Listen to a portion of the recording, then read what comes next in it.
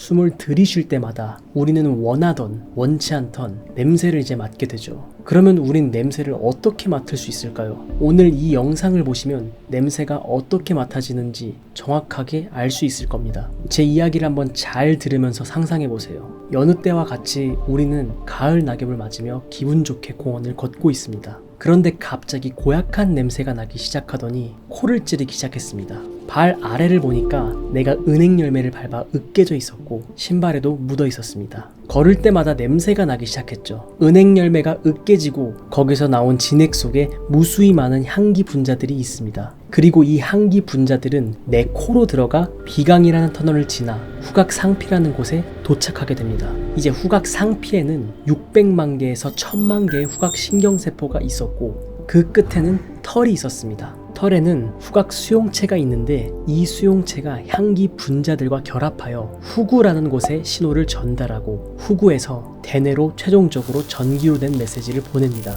그러면 우리는 그 향을 비로소 느끼게 됩니다. 그러면 무수히 많은 향들을 어떻게 다 다르게 구분을 할 수 있을까요? 방금 후각 수용체에서 향기 분자들이 결합한다고 했죠. 이 부분에서 그냥 무작정 결합을 하는 것이 아닙니다. 각각의 후각 수용체는 자신이 구별할 수 있는 모양이 있고 같은 모양의 향기 분자들과 결합합니다.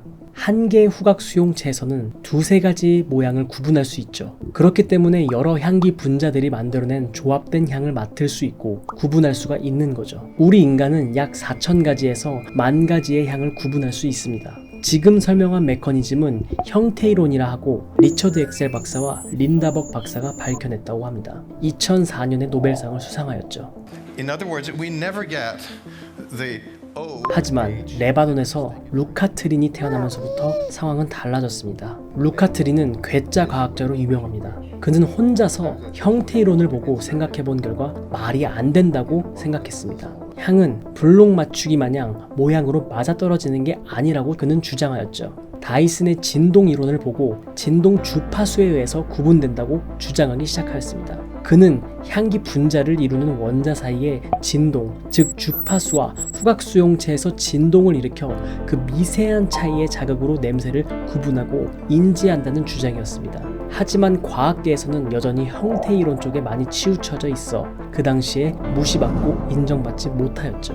하지만 시간이 지나서 과학계에서 진동 이론이 옳다는 사람들이 하나둘씩 생겨나며 결국 두 이론에 대해서 편이 나누어졌고 과학계에서는 큰 이슈가 되었습니다. 이후 전 세계적으로 과학자들은 이 문제에 대해서 서로 증명하려고 노력하였지만 결론적으로 둘 다 정확하지 않은 분위기로 흘러갔고 끝내 두 이론은 모두 정확하지 않다고 판단되어 이론이 아닌 가설로 남게 되죠. 아직까지도 후각의 메커니즘과 프로세스에 대해서 과학계에서 정확하게 밝혀내지 못하고 미스테리로 남아있는 상태입니다.